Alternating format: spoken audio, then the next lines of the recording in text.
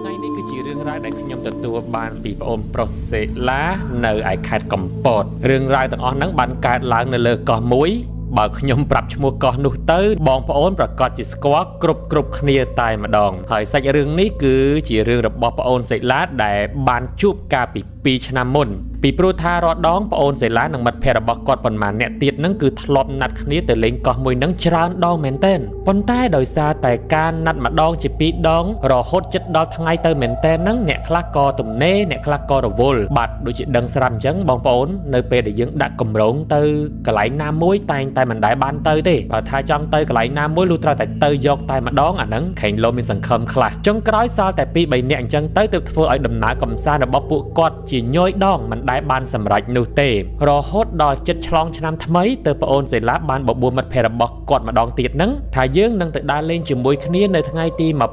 29រហូតដល់ថ្ងៃទី1ឆ្លងឆ្នាំតែម្ដងដោយគាត់បានប្រាប់មិត្តភ័ក្តិរបស់គាត់ទាំងអស់គ្នាឲ្យត្រៀមខ្លួនឲ្យបានត្រឹមត្រូវលើកហ្នឹងគឺលេងមែនតែនតែម្ដងហាមខកខានបន្តទៀតហើយគឺថាគាត់អត់គ្រាន់តែណាត់ធម្មតាទេគាត់បានខលទៅកក់កន្លែង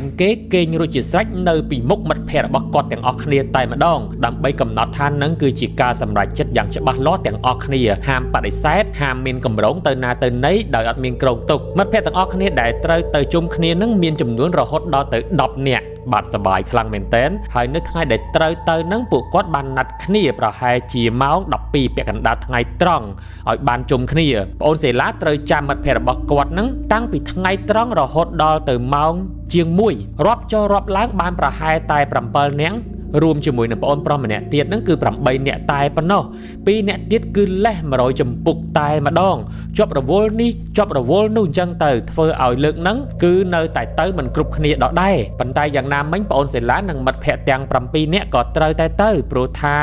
បានចាយលុយឲ្យថ្លៃកក់កន្លែងគេរួចអស់ទៅហើយតម្រាំតែធ្វើដំណើរចេញទៅហ្នឹងគឺអស់ជាង2ម៉ោងបាត់ទៅហើយល្មមទៅដល់ខេត្តហើយជីបន្តទៅដល់ផែត្រូវឆ្លងកោះទៅទៀតគឺរហូតទៅដល់ម៉ោង5ល្ងាចឯណោះ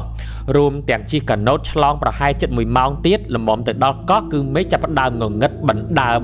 បាត់ឆឹងតែម្ដងហើយនៅពេលដែលមេឃចាប់ផ្ដើមងងឹតអញ្ចឹងទៅសេឡាក៏គាត់បានដើរតម្រង់ទៅកន្លែងដែលគាត់បានកក់ទុកនឹងតែម្ដងដោយអត់ខ្វាយខ្វល់ពីរឿងអីផ្សេងនោះទេមិនដឹងថាជាសំណាងមិនល្អឬក៏បុណ្យវាសនាគាត់ធ្វើមិនដល់ពេលដែលទៅដល់ហ្នឹងក៏ឃើញថាបន្ទប់ដែលគាត់កក់ហ្នឹងបងប្អូនគឺជន់គ្នាជាមួយនឹងបន្ទប់ដែលគេបានកក់រួចទៅហើយ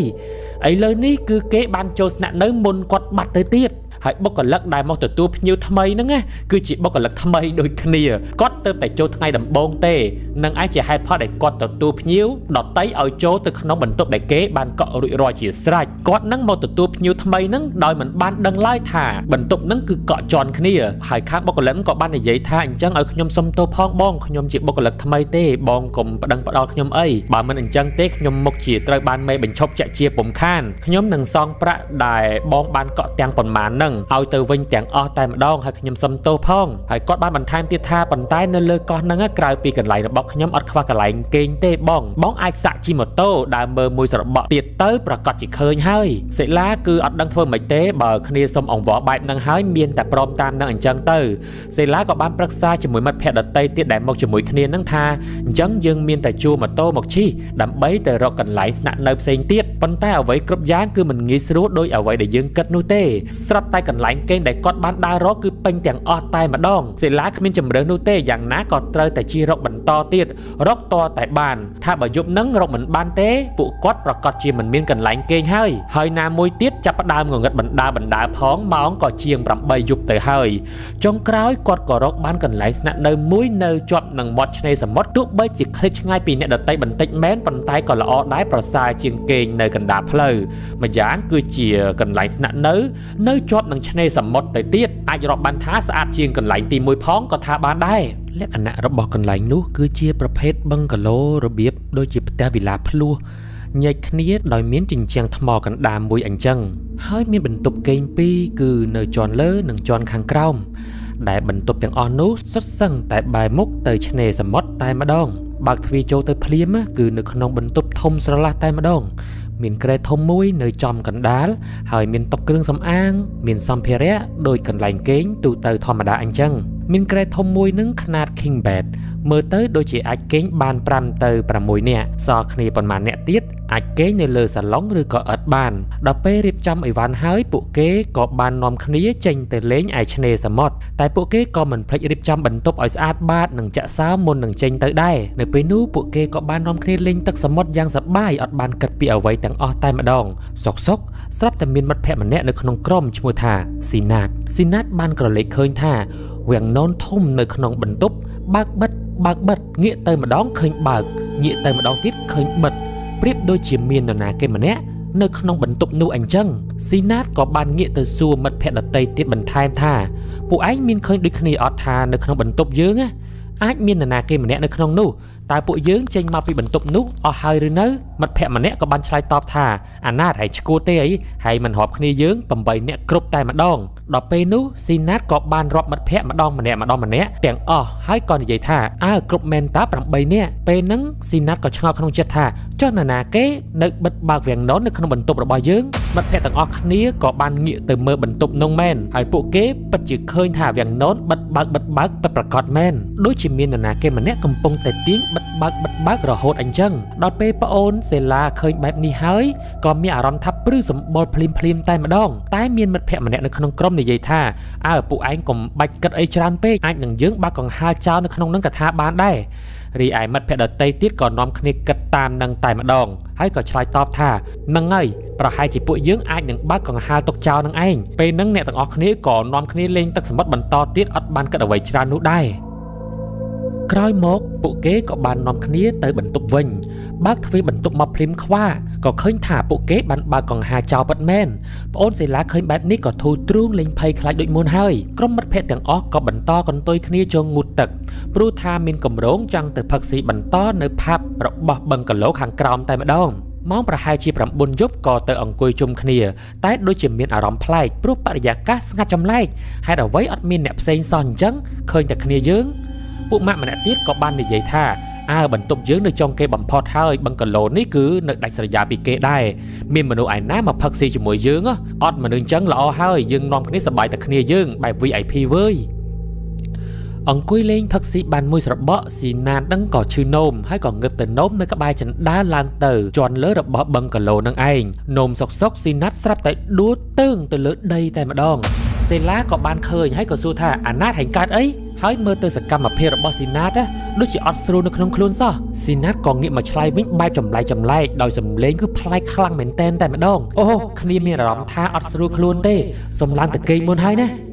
និយាយតែប៉ុណ្្នឹងអត់បានស្ដាប់ការឆ្លើយតបរបស់សេឡាផងក៏រត់ឡើងទៅគេងមុនតែម្ដងរីឯសេឡាក៏និយាយជាមួយពួកម៉ាក់ផ្សេងទៀតថាអាណាតវាកាត់ថៃវាម៉ោងទៅតែ9កន្លះជាងហ្នឹងពួកម៉ាក់ដតីទៀតក៏បានឆ្លើយតបថាអាណាតវាអាចនឹងមិនស្រួលខ្លួនដោយវាឆ្លើយតបនឹងឯងឲ្យវាដេកទៅបាច់ខ្វល់ពីវាទេ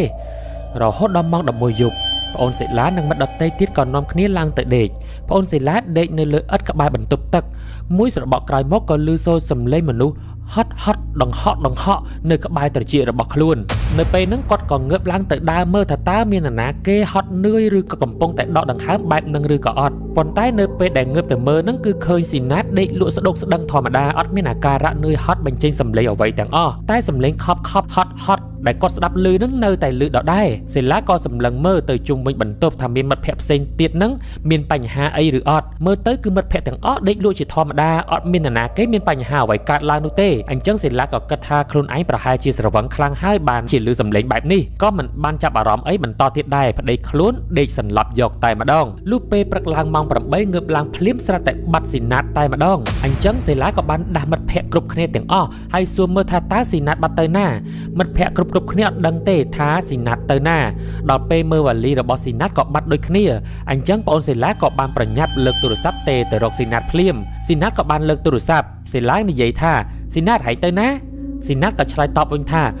ឯងមកដល់ត្រៃមកខាងទៀតហើយដល់កន្លែងបែនឡានហើយចុះហែងទៅដល់ហ្នឹងតាំងពីពេលណាសេឡាសួរបន្តស៊ីណាតក៏ឆ្លើយតបថាចេញមកតាំងពីម៉ោង6ព្រឹកម្លេះព្រោះម៉ាក់គ្នាហៅមានការជាបន្ទាន់សេឡាក៏តបវិញថាក្រែងពេលហែងមកហ្នឹងសុំគាត់ឲ្យតើអីមិត្តភក្តិដទៃទៀតដោយខ្លាចពួកនឹងឆ្លោះគ្នាក៏និយាយថាឲ្យអាស៊ីណាតនឹងវាទៅដោយសារអីសង្ស័យតែវាមានការបន្ទាន់មែនហើយកុំទៅខាត់វាអីអញ្ចឹង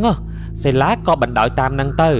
ដល់ពេលដែលត្រូវងូតទឹករៀបចំខ្លួនហើយមិត្តភ័ក្តិរបស់ស៊ីណាឈ្មោះថាតុងពេលហ្នឹងក៏បានដើរចូលទៅក្នុងបន្ទប់ទឹកដើម្បីងូតទឹកស្រាប់តែវាស្រែកយ៉ាងខ្លាំងហើយក្រុមពួកម៉ាក់ដតេទៀតក៏រត់ទៅមើលថាមានរឿងអីកើតឡើងរូបភាពដែលអ្នកទាំងអស់គ្នាឃើញនោះគឺមានដុំសក់បែបក្តាំងជាក្តាប់បាំងពេញមាត់បំពង់លូក្នុងបន្ទប់ទឹកតែម្ដងគ្រប់គ្នាឆ្ងល់ណាស់ថាចុះសក់អ្នកណាពេលសេឡាងូតទឹកយប់មិញដូចជាមិនមានសក់បាំងបែបនេះទេម្យ៉ាងនៅក្នុងបន្ទប់សុទ្ធតែមនុស្សប្រុសហេតុអ្វីបានជាមានសក់វែងបែបនេះគ្រប់គ្នាឆ្ងល់មែនទែនប៉ុន្តែក៏មិនបានគិតអ្វីច្រើនដែរក៏សម្រាប់ចិត្តប្រមូលសក់នឹងក្រវ៉ាត់ចោលសិនទៅប្រញាប់នឹងងូតទឹកនឹងអាចចេញទៅក្រៅញ៉ាំអីហើយពេលញ៉ាំអីចប់ក៏ត្រឡប់មកផ្ទះវិញនៅខណៈពេលដែលកំពុងតែដើរមកបន្ទប់វិញនឹងអត់ទាន់ដល់បន្ទប់ផងស្រាប់តែប្អូនសេឡាបានក្រឡេកភ្នែកទៅឃើញស្ត្រីមេផ្ទះម្នាក់កំពុងតែកាន់ធូបទៀនផ្កាជាមួយនឹងសំណែនដើរតម្រង់ទៅកាន់បន្ទប់របស់ពួកគេបន្ទាប់មកស្ត្រីមេផ្ទះនោះក៏លើកដៃសំពះបួងសួងអញ្ចឹងទៅមិត្តភ័ក្តិនៅក្នុងក្រុមរបស់ប្អូនសេឡាក៏នាំគ្នាមើលមុខគ្នាហើយឆ្ងល់ថាតើគាត់សំពះអីនឹង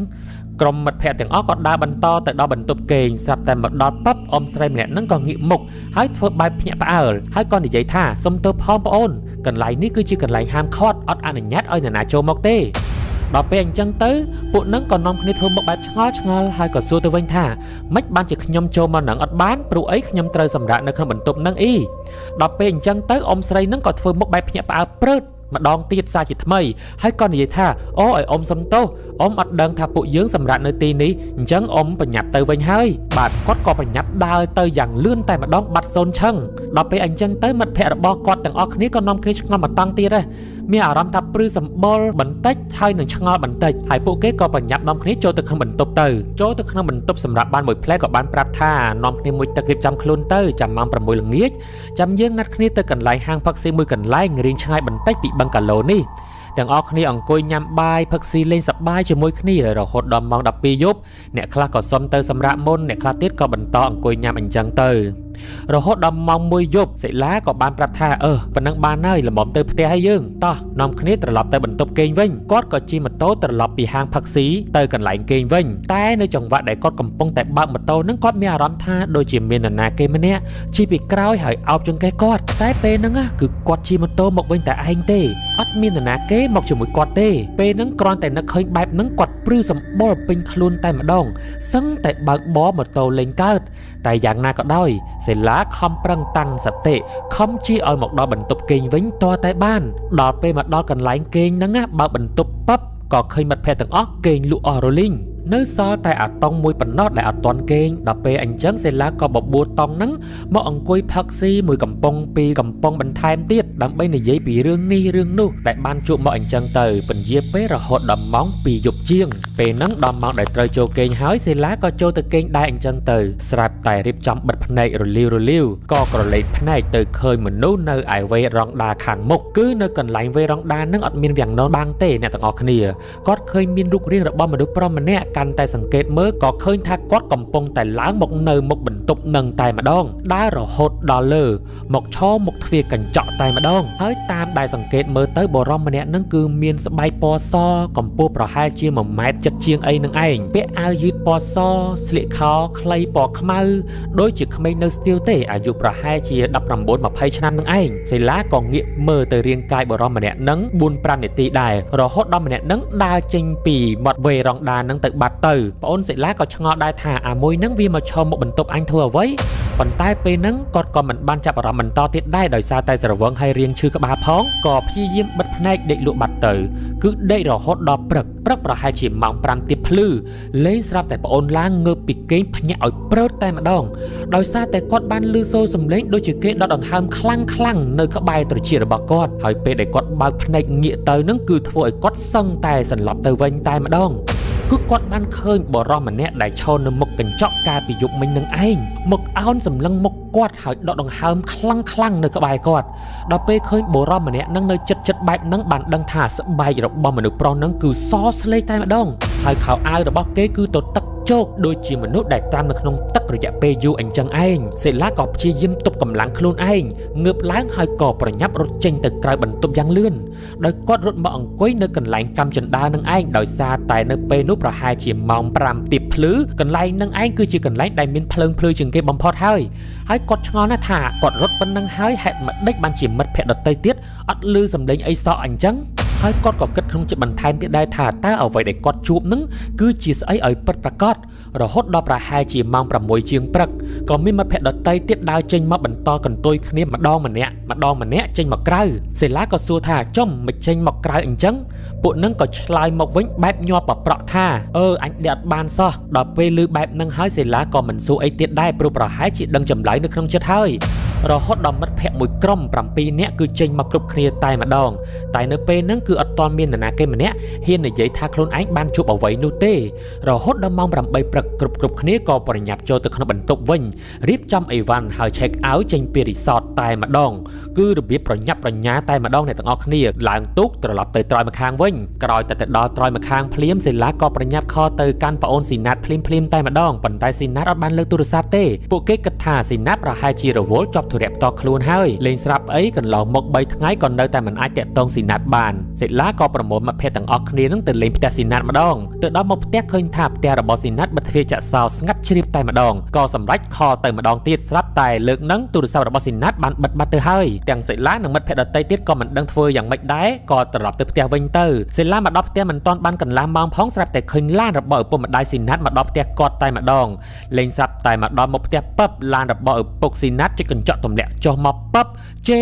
រយកតែម្ដងទាំងសេឡាកំពុងតែលើកដៃសំពះសួរគាត់បាននិយាយថាពួកហែងនាំកូនអញទៅលេងអីឈួតមែនបានវាត្រឡប់មកវិញឈឺខ្លាំងដល់ថ្នាក់នេះឥឡូវនេះវាកំពុងតែដេកនៅក្នុងបន្ទប់សង្គ្រោះបន្ទាន់នៅឯមន្ទីរពេទ្យដល់ពេលឮបែបហ្នឹងសេឡានិងមិត្តភ័ក្តិដែលមកជុំគ្នាប៉ុន្មាននាក់ហ្នឹងគឺអត់ដឹងតាគួរឆ្លើយតបបែបម៉េចទេដោយសារតែអត់ដឹងរឿងមែនក៏បាននាំគ្នាទៅមើលស៊ីណាតដល់មន្ទីរពេទ្យតែម្ដងពួកគេទាំងអស់គ្នាទៅដល់មន្ទីរពេទ្យភ្លាមគឺឃើញស៊ីណាតកំពុងតែដេកញាល់ខ្លួនទៅត្រើតសក់ជ្រុះចង់អស់រលីងពីក្បាលពេលហ្នឹងទោះបីជាពួកគេព្យាយាមនិយាយអ្វីទៅកាន់ស៊ីណាតក៏គេមិនព្រមឆ្លើយតបមកវិញដែរពីព្រោះថាគ្នាបាត់បង់សតិនៅក្នុងខ្លួនទៅហើយដល់ក្រោយនឹងរយៈពេល2សប្តាហ៍អីហ្នឹងទើបស៊ីណាតមានសតិមកវិញហើយអាចនិយាយឆ្លើយឆ្លងទៅមុខធម្មតាបានសេឡាក៏បានជួបហើយសួរថាតើមានរឿងអីកើតឡើងឲ្យពិតប្រាកដចំពោះឯងគ្នាដូចជាវង្វេងវង្វាន់អស់ហើយពេលនោះស៊ីណាតក៏បាននិយាយរឿងរ៉ាវទាំងអស់ឲ្យសេឡាស្ដាប់គឺថា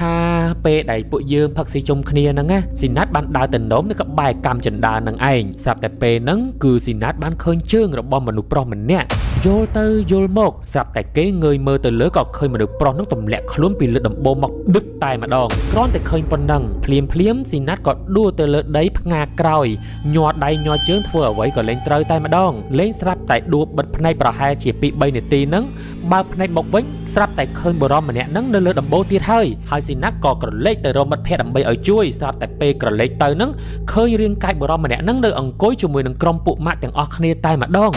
គ្រាន់តែឃើញប៉ុណ្ណឹងភ្លាមស៊ីណាតអត់ហ៊ាននិយាយអ្វីទេក៏សុំតែដេកមុនតែម្ដងគឺអត់ហ៊ាននិយាយអ្វីទាំងអស់ទៅឲ្យមិត្តភក្តិដទៃទៀតស្ដាប់ខ្លាចគេខ្លាចនិយាយទៅខ្លាចមានរឿងមិនល្អកើតឡើងដល់ពេលព្រឹកឡើងម៉ោង 5ហ្នឹងគេងើបម្ដងទៀតក៏ឃើញបរិមម្នាក់ហ្នឹងនៅអង្គុយពីចុងក្រែរបស់សីឡាតែម្ដងគេក៏ប្រញាប់រៀបចំអីវ៉ាន់ហើយត្រឡប់មកវិញមុនតែម្ដងទៅដោយស៊ីណាតគិតថាប្រហែលមានតែខ្លួនគេម្នាក់ទេដែលឃើញពីវិញ្ញាណបរិមម្នាក់ហ្នឹងនិយាយទៅខ្លាចសីឡាមិនជឿទៅទៀតអញ្ចឹងណាដល់ពេលសីឡាបានស្ដាប់រឿងរ៉ាវទាំងអស់ហ្នឹងហើយក៏ដូចទៅនឹងរឿងរ៉ាវដែលគេបានជួបផ្ទាល់ដូចគ្នាដល់ពេលអញ្ចឹងទៅសេឡាក៏ព្យាយាមរកចម្លើយថាតើបឹងគីឡូដែលពួកគេបានទៅស្នាក់នៅហ្នឹងមានរឿងអីកើតឡើងឲ្យពិតប្រាកដសេឡាក៏បានសម្រេចចិត្តខលទៅសួរម្ចាស់បឹងគីឡូតែម្ដងតែទោះបីជាសួរយ៉ាងណាក៏ពួកគាត់ប្រកែកមិនប្រាប់ការពិតនោះដែរសេឡាចង់ឈ្នះណាស់ក៏ឡើងទៅបឹងគីឡូនោះម្ដងទៀតស្រាប់តែឃើញថានៅកម្មចិន្តាដែលត្រូវឡើងទៅបន្ទប់ពួកគេហ្នឹងណាពោពេញទៅដោយផ្កាដែលគេយកមកសែនឡើងត្រៀបត្រាពេញកម្មចិន្តាតែម្ដងពេលដែលគាត់មកស្នាក់នៅដំបូងនឹងអត់បានចាប់អារម្មណ៍ទេថាមានអ្វីខ្លះនៅកម្មចិន្តានឹងហើយគេដឹងថាបើសិនជាទៅសួរបុគ្គលិកក្រុមហ៊ុនឬក៏ក្រុមការងារនៅបឹងគីឡូនឹងប្រកាសជាគ្មាននរណាប្រាប់ការពិតនោះដែរគាត់ក៏បានដើរចេញទៅម្ដុំនឹងទៅហើយទៅសួរក្មេងៗដែលនៅជិតក្បែរបឹងគីឡូនឹងតែម្ដងអ្នកដែលនៅផ្ទះជាប់អីនឹងជាដើមគាត់ក៏បានសួរទៅក្មេងចិត្តនឹងថាអូនបឹងគីឡូនោះមានឈ្មោះថាបឹងគីឡូអីដែរហើយមានរឿងអីកើតឡើងនៅទីនោះដែរឬអត់ទេដោយសារតែក្មេងៗនៅម្ដុំហ្នឹងបាទគឺធម្មតាទេប្រកាសជាដឹងរឿងដែលកើតឡើងកាលពីមុនហើយក្មេងនោះក៏ប្រាប់ថាមិនក៏ពូសួរអញ្ចឹងពួកដឹងទេថាធ្លាប់មានក្រុមទេសចរជាក្មេងប្រុសមកជាមួយនឹងក្រុមពួកម៉ាក់របស់គាត់ហ្នឹងមើលទៅស្ទៀវទាំងអស់ទេហ្នឹងហើយមកស្នាក់នៅបឹងគីឡូមួយហ្នឹងម្នាក់ហ្នឹងគឺបានលង់ទឹកស្លាប់ហើយសាកសពហ្នឹងគឺបានហើមអណ្ដែតទៅជាប់ជាមួយនឹងថ្មដែលនៅជាប់នឹងបឹងគីឡូហ្នឹងតែម្ដងគឺវាត្រូវជាមួយនឹងបន្ទប់កន្លែងដែលប្អូនសេឡានិងមិត្តភ័ក្តិបានទៅស្នាក់នៅនឹងឯងហើយជំនឿអ្នកនៅម្ដុំហ្នឹងគេគិតថាឲ្យតែកន្លែងណាដែលសាកសព ប់ទៅគឺជាកន្លែងដែលជើងកបកាច់ឬក៏កាច់សាហាវនឹងឯងអញ្ចឹងហើយបានជាអ្នកភូមិនាំគ្នាយកផ្កាទៅសែននៅរៀងរាល់មានពេលវេលាបុណ្យទានឬក៏មនុស្សច្រើនជាដើមដល់ពេលអញ្ចឹងទៅមិនមែនត្រឹមតែមិត្តភ័ក្តិក្រុមរបស់សេឡាទេដែលជួបរឿងបែបនេះអ្នកណាក៏ដោយឲ្យតែទៅស្នាក់នៅបឹងគីឡូមួយហ្នឹងគឺដឹងតែជួបរឿងដូចគ្នាតែម្ដងគ្រាន់តែម្ចាស់បឹងគីឡូបិទព័ត៌មានមិនឲ្យចុះផ្សាយតែប៉ុណ្្នឹងឯងហើយចាប់តាំងពីពេលនោះមកទាំងសេឡានិងមិត្តភ័ក្តិរបស់គាត់បានទៅធ្វើបុណ្យបាត់បងស្គរឧទ្ទិសកុសលអ្វីៗសពគ្រប់បែបយ៉ាងអាហោសកម្មឲ្យគេអញ្ចឹងទៅហើយសេឡាក៏មិនបានជួបរឿងរ៉ាវដែលប្លែកៗបន្តមកទៀតនោះដែរហើយនេះគឺជារឿងរ៉ាវទាំងអស់ដែលប្អូនសេឡាបានជួបហើយក៏បានសរសេរផ្ញើមកជូនកម្មវិធីរបស់យើងហើយបើសិនជាបងប្អូនចង់រៀបរាប់ពីសាច់រឿងដែលបានជួបប្រទេសផ្ទាល់ខ្លួនអាចផ្ញើសារមកក្នុង inbox របស់ដុកទ័រយ៉ែមនោរដ្ឋបានបាទចំពោះខ្ញុំវិញតាក់ទងជាមួយរឿងរ៉ាវទាំងអស់នេះបើសិនជាខ្ញុំជាប្អូនស៊ីណាតខ្ញុំនឹងប្រាប់មិត្តភ័ក្តិទាំងអស់ឲ្យបានដឹងពីរឿងនេះគួរឲ្យអាណិតមិត្តភ័ក្តិដែរប៉ុន្តែយើងមិនបានជួបផ្ទាល់យើងក៏មិនដឹងពីហេតុការណ៍ទាំងអស់នោះដែរថាបងប្អូនគឺជាស៊ីណាតវិញតើបងប្អូនសម្រេចចិត្តយ៉ាងណាដែរចូលរួមមតិយោបល់ទាំងអស់គ្នានៅក្នុងប្រអប់ comment ខាងក្រោមហើយចង់បានស្បែកមុខសថ្លាក្មេងជាងវ័យគ្មានស្នាមត្រូវផ្ដោតទៅលើអត្រាសំណើមស្បែកបរិមាណសរសៃ collagen ហើយនិង elastin នៅក្រោមស្បែកឲ្យបានគ្រប់គ្រាន់បើប្រើវីតាមីន C នៅពេលព្រឹកវាជួយជំរុញការបង្កើត collagen និង elastin ប្រឆាំងការរលាកពី radical សេរីធ្វើឲ្យស្បែកយើងហាប់ណែនពីស្រទាប់ខាងក្រោមមកតែម្ដងបើប្រើវីតាមីន A ឬក៏ retinol បូកជាមួយនឹង niacinamide នៅពេលយប់ជួយជំរុញកោសិកាចាស់បណ្ដុះកោសិកាថ្មីពង្រឹងវដ្តកោសិកាបានយ៉ាងល្អធ្វើឲ្យស្បែកមានរបាំងការពារយ៉ាងរឹងមាំរក្សាជាតិទឹកបានយូរជាងមុនទៀតផងអ្នកទាំងអស់គ្នាអញ្ចឹងបើអ្នកទាំងអស់គ្នាប្រើវីតាមីន C នៅពេលព្រឹកប្រើ retinol ជាមួយនឹង niacinamide នៅពេលយប់វានឹងជួយជំរុញការបង្កើត collagen និង elastin ប្រឆាំងការរលាក radical សេរីបានយ៉ាងល្អធ្វើឲ្យស្បែកតឹងហាប់ណែនពីស្រទាប់ខាងក្រោមមកតែម្ដងជួយជំរុញកោសិកាចាស់បណ្ដុះកោសិកាថ្មីធ្វើឲ្យស្បែកអ្នកទាំងអស់គ្នាមានសំណើមមានរបាំងការពារបានយ៉ាងរឹងមាំរក្សាជាតិទឹកបានយ៉ាងយូរជាងមុនបើប្រើ hyaluronic acid វានឹងជួយថែរក្សាជាតិទឹកនៅលើស្បែករបស់យើងបានរហូតដល់ 68% បំបត្តិការរលាកនិងស្លាកស្នាមបានលឿនជាងមុនរហូតដល់ទៅ32ដងអញ្ចឹងបើអ្នកទាំងអស់គ្នាប្រើវីតាមីន C នៅពេលព្រឹកប្រើ retinol និង niacinamide នៅពេលយប់ហើយនឹងប្រើ hyaluronic acid ពេលព្រឹកហើយនឹងយប់អ្នកទាំងអស់គ្នានឹងទទួលបានការបង្កើត collagen និង elastin ប្រឆាំងការរលាកពី radical សេរីបានយ៉ាងល្អធ្វើឲ្យស្បែកតឹងហាប់ណែនពីស្រទាប់ខាងក្រោមតែម្ដងជួយជំរុញចោលនៃកោសិកាចាស់បណ្ដុះកោសិកាថ្មីពង្រឹងវដ្តកោសិកាបានយ៉ាងល្អមានរបាំងការពារយ៉ាងរឹងមាំរក្សាជាតិទឹកបានយូរជាងមុនហើយនឹងបំបត្តិការរលាកបំបត្តិស្លាកស្នាមបានលឿនជាងមុនរហូតដល់ទៅ32ដងកុំភ្លេចប្រើលេការពារកម្ដៅថ្ងៃផងតោះវិលត្រឡប់មកករណីរបស់យើងវិញថ្ងៃនេះករណីរបស់យើងគឺបានកើតឡើងនៅឯប្រទេសកូរ៉េខាងត្បូងហ្នឹងហើយនៅថ្ងៃទី17ខែមករាឆ្នាំ1992ប៉ុស្តិ៍ប៉ូលីសនៅទីក្រុងឆុងជូខេត្តឆុងជឹងបានទទួលទូរស័ព្ទបន្ទាន់ពីក្មេងស្រីម្នាក់អាយុ19ឆ្នាំដែលអះអាងថាផ្ទះរបស់នាងត្រូវបានចោរលួចគាស់ចូលផ្ទះនៅពេលដែលសមត្ថកិច្ចចុះទៅដល់កន្លែងកើតហេតុពួកគេក៏ប្រទះឃើញសភាពផ្ទះមានភាពរញ៉េរញ៉ៃយ៉ាងខ្លាំងហើយលើសពីនេះទៅទៀតមានសាកសពបុរសម្នាក់ដែលបានដេកស្លាប់នៅលើក្រែននៅសល់តែខោលីអូមួយតែប៉ុណ្ណោះនិងមានស្នាមចាក់ដោយកាំបិតជាច្រើនកន្លែងក្មេងស្រីម្នាក់ដែលបានរាយការណ៍ពីហេតុការណ៍នេះទៅកាន់ប៉ុស្តិ៍ប៉ូលីសនោះគឺជាកូនស្រីចុងរបស់ជនរងគ្រោះដែលមានឈ្មោះថាគីមបូអ៊ុនប៉ុន្តែចម្លែកអ្វីនាងមើលទៅហាក់បីដូចជាមិនមានសភាពភ័យខ្លាចខ្លាំងក្លាណាស់ណានោះទេហើយថែមទាំងបានពន្យល់រៀបរាប់ពីហេតុការណ៍ដែលបានកើតឡើងនៅក្នុងសភាពមួយហាក់ដូចជានាងបានដឹងពីរឿងទាំងអស់នេះមុនហើយអញ្ចឹងដំបូងឡើយហេតុការណ៍មួយនេះត្រូវបានគេគិតថាគឺជាករណីប្លន់សម្លាប់ប៉ុន្តែនៅពេលដែលអ្នកស៊ើបអង្កេតទៅដល់ទីនោះបានកត់សម្គាល់ពីភាពមិនប្រក្រតីជាច្រើនដែលបានបង្ហាញថាវាអាចមានរឿងអាថ៌កំបាំងផ្សេងទៀតនៅពីក្រោយរឿងទាំងអស់នេះដែលពួកគាត់មិនទាន់ដឹងចំណុចគួរឲ្យសង្ស័យមួយចំនួនដូចជាទោះបីជាចៅបានលួចវត្ថុហើយនឹងលុយមានតម្លៃទៅក៏ពិតមែនប៉ុន្តែបូអ៊ុនដែលជាកូនស្រីរបស់ជនរងគ្រោះហាក់ដូចជាមិនមានរបួសអ្វីនោះឡើយលើសពីនេះទៅទៀតក៏មិនមានស្នាមបាក់បែកដែលវាប្រហារសម្រាប់ចោលលួចចូលទៅក្នុងផ្ទះដែរឪពុកចុងដែលជាជនរងគ្រោះត្រូវបានគេសម្លាប់នោះមិនបានបង្ហាញសញ្ញានៅក្នុងការតបតអ្វីនោះទេហើយបុរសជាឪពុកម្នាក់នោះហាក់បីដូចជាគោលដៅចម្បងរបស់ចៅអញ្ចឹងព្រោះត្រូវបានគេចាក់ច្រានកាំបិតហើយបើចៅគ្រាន់តែចង់ប្លន់និងសម្លាប់គេចាប់បាច់អីចាក់ជនរងគ្រោះច្រានកាំបិតបែបនេះគ គួរឲ្យចម្លែកខ្លាំងមែនទែនស្នាមរៀមដៃដែលគេរកឃើញនៅកន្លែងកាត់ហេតុមិនមែនជារបស់បូអ៊ុននោះទេប៉ុន្តែគឺជារបស់និស្សិតសាកលវិទ្យាល័យដែលបូអ៊ុនកំពុងតែរៀនទៅវិញតើរឿងនោះវាកើតឡើងបែបណាទៅវិញ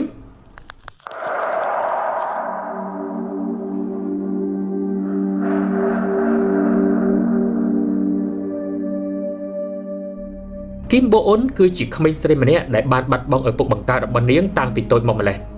ហើយក្រោយមកនៅពេលដែលនាងមានអាយុត្រឹមតែ7ឆ្នាំម្ដាយរបស់នាងក៏បានរៀបការម្ដងទៀតជាមួយនឹងរាជអាជ្ញាម្នាក់ដែលមានអំណាចខ្លាំងនៅក្នុងខេត្តដែលពួកគេរស់នៅមានឈ្មោះថា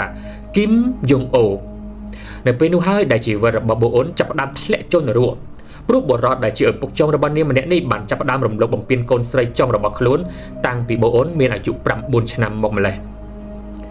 ដំបូងឡើយគេបានធ្វើបាបបូអ៊ុននៅពេលដែលម្ដាយរបស់នាងមិននៅតែប៉ុណ្ណោះប៉ុន្តែយូរទៅគេក៏បានធ្វើការបៀតបៀននាងគ្រប់ពេលវេលាតែម្ដងពោលគឺនៅពេលណាដែលគេចង់គេនឹងធ្វើតែម្ដងពេលខ្លះគេធ្លាប់ទាំងរំលោភបូអ៊ុននិងម្ដាយរបស់នាងក្នុងពេលតែមួយទៀតផង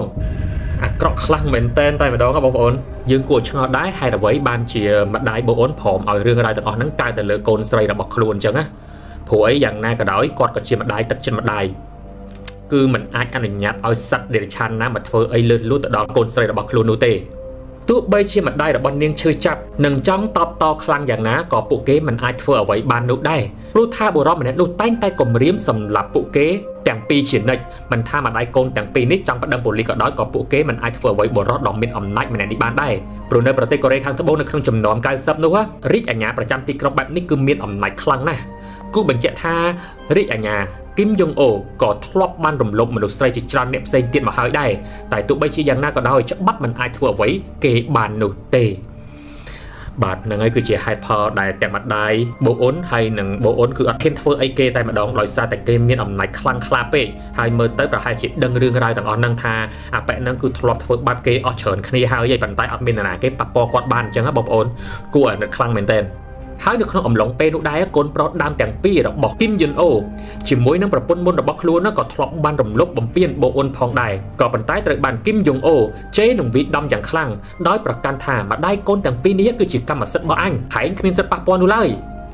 ពោលគឺតាំងពីតូចមកតែម្ដងនៅក្នុងរយៈពេល12ឆ្នាំបូអ៊ុនរស់នៅជាមួយនឹងភាពភ័យខ្លាចនិងរងការប៉ះពាល់យ៉ាងខ្លាំងមិនថាផ្លូវកាយផ្លូវចិត្តនាងគ្មានមិត្តភ័ក្តិគ្មានសេរីភាពគ្មានអ្វីសពគ្រប់បែបយ៉ាងទាំងអស់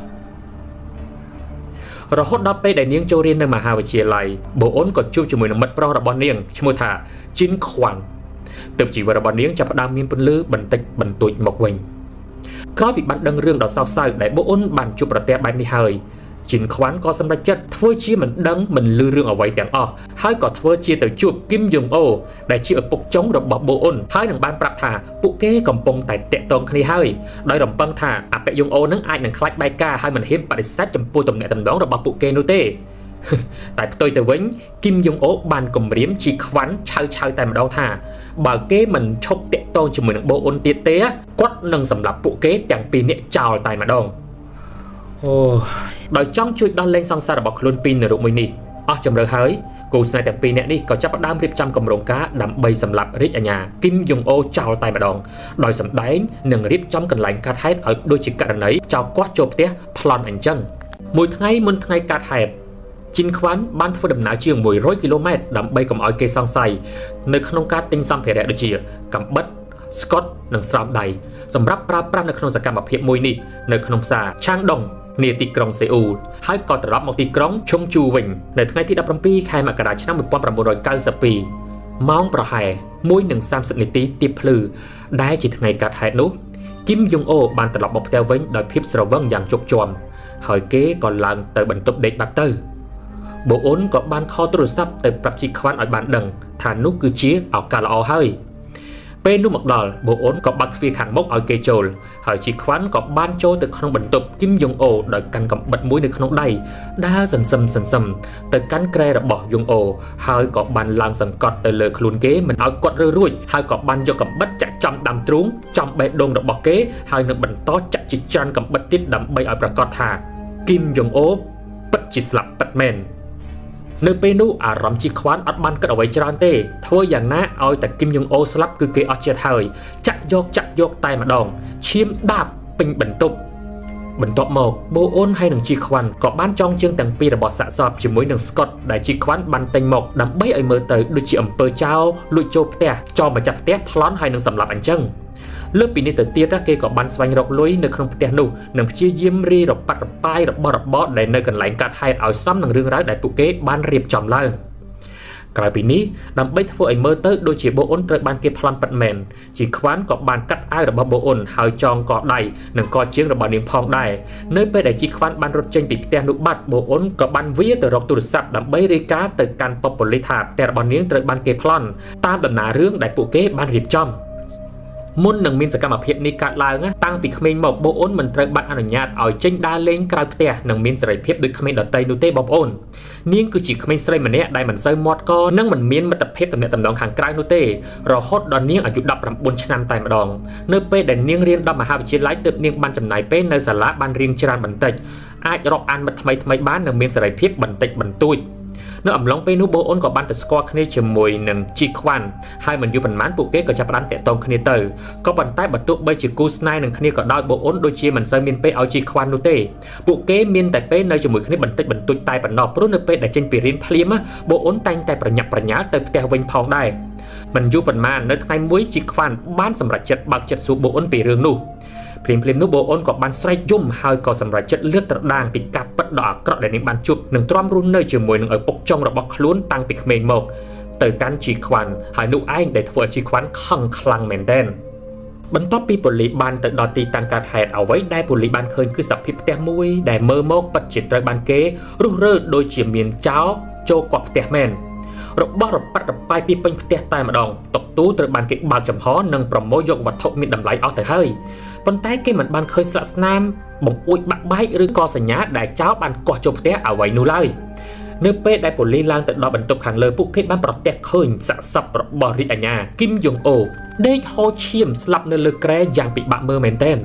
ខ្លួនប្រាណនោះត្រូវបានគេចាក់ជាច្រើនកំបិតហាក់បីដូចជាឃាតករមានគំនុំគុំគួននឹងរាជអាជ្ញានោះអញ្ចឹងក៏ប៉ុន្តែក្រុមប៉ូលីសបានឃើញពីភាពមិនប្រក្រតីមួយចំនួនដែលមើលទៅហាក់ដូចជាមិនស៊ីគ្នានឹងអ្វីដែលបូអូនបានរាយការណ៍នោះទេទី1ទោះបីជាចោរលួចចូលតាមទ្វារមុខហើយមិនបានបំបែកបង្អួចទម្លុះចូលអ្វីក៏ប៉ិតមែនតែសភាពទ្វារនោះក៏មិនមានស្នាមគាស់ឬក៏វាយប្រហាក់អ្វីដែរវាហាក់ដូចជាចោរនោះមានសោចាក់ចូលតាមសម្រួលអញ្ចឹងទី2ក្មេងស្រីបូអូនមិនមានសភាពតក់ស្លុតឬក៏ភ័យខ្លាំងឲ្យស័ក្តិសមទៅនឹងស្ថានភាពដែលនាងបានជួបនោះឡើយបើសិនជាក្មេងស្រីធម្មតាជួបនឹងរឿងអាក្រក់បែបនេះវិញពួកគេពេលនេះប្រហែលជាសន្លប់បាត់បង់ស្មារតីបាត់ទៅហើយឬក៏ស្លេកស្លាកបបោមាត់ជាដើមតែបូអូនវិញបែរជាមានសភាពនឹងណនឹងអាចរៀបរាប់ពីរឿងហេតុដែលបានកើតទៅកាន់ប៉ូលីសបានយ៉ាងលម្អិតទៀតផងទី3សភាពសាកសពដែលរាជអាជ្ញាគីមយុងអូបានស្លាប់គឺមានសភាពពិបាកទទួលយកខ្លាំងមែនទែនហាក់បីដូចជាគេនោះវិញទេដែលជាគោលដៅធំរបស់ចៅមិនមែនទ្រព្យសម្បត្តិនោះឡើយហើយលើសពីនេះទៅទៀតបើគេក្រឡេកមើលទៅសភាពរបស់បូអូនវិញក៏មិនមានសភាពរបួសអ្វីធ្ងន់ធ្ងរគួរឲ្យកត់សម្គាល់តតែសោះ